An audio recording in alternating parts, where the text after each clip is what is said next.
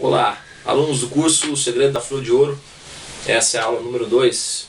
Aula em que eu pretendo falar a respeito de dois personagens muito interessantes da história do taoísmo. O primeiro deles, que já falamos um pouco, que é o Lao Tse, e o segundo, o Chuang Tzu, que é um outro filósofo taoísta. Filósofo, nós dizemos filósofo, usamos a palavra num sentido um pouco diferente do que estamos acostumados a pensar no Ocidente. Não é alguém que monta exatamente um sistema de pensamento, mas sim alguém que observa a natureza da realidade. Então, mas acima de dizer alguma coisa a respeito da biografia ou de dados desses dois pensadores, eu vou tentar mostrar um pouco, assim, rapidamente, dos conceitos principais que eles articularam, que são hoje os conceitos, sempre foram os conceitos norteadores aí da tradição taoísta. Então, no primeiro verso do Tao Te Ching, o Lao Tse, o livro que é atribuído a ele, diz o seguinte: o Tao que pode ser expresso não é o Tao verdadeiro. Podem-se atribuir nomes, mas não são o nome verdadeiro. Sem nome é a origem do céu e da terra. Com nome é a mãe de todas as coisas.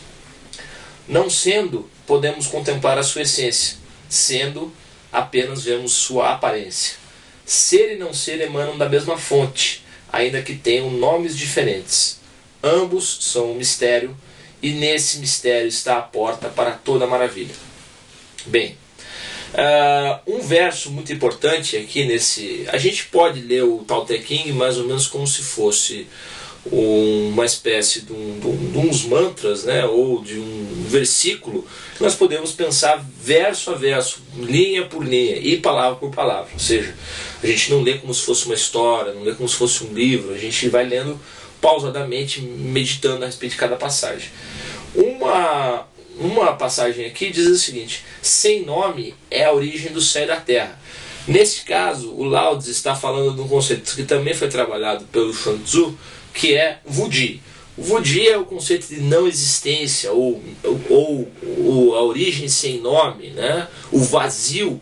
Quer dizer, se aproxima um pouco daquele conceito budista, embora não seja o mesmo, de Sunyata, ou Shunyata, que é o conceito de vazio. Este conceito de vazio, ele de uma certa maneira até antecede o conceito de não ser. Por quê? Para termos o não ser, nós precisamos também ter o ser, porque o ser e o não ser geram um ao outro, correto? Então nós precisamos, isso vai falar que o Lao Tse vai dizer aqui no segundo verso, pois o ser e o não ser criam-se mutuamente. Ou seja, para a gente falar do ser, do não ser, nós precisamos pensar no ser. Então ele tem a criação aí mútua. Ou seja, esse conceito do Wudi é muito importante porque ele é o conceito de um vazio que antecede a criação, que antecede a manifestação. E quando fala assim, com nome, mãe de todas as coisas, está falando do quê? Do verbo criador. Ou seja, a partir do momento que nós damos um nome, então nós saímos desse espaço do Wudi e entramos no espaço das 10 mil coisas, que é como os taoístas chamam o mundo manifestado.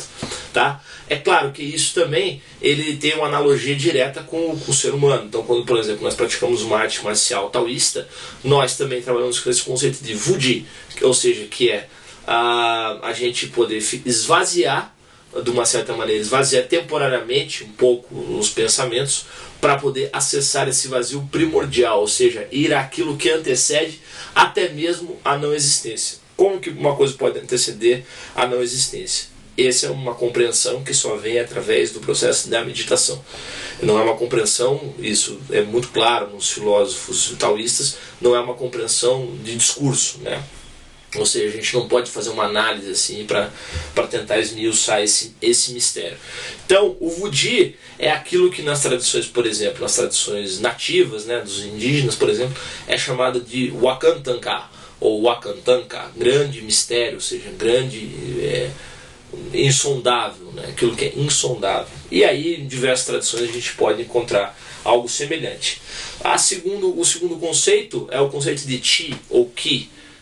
O conceito de Chi, ele é mais ou menos parecido para quem está acostumado aí com os termos do Vedanta ou mesmo das tradições hindus, é mais ou menos parecido com o conceito de Shakti, ou seja, é uma energia criadora que vai permeando todo o universo. Energia essa que aglutina os átomos, aglutina os planetas, os sóis, enfim, tudo que existe, né, é aglutinado através dessa energia Chi.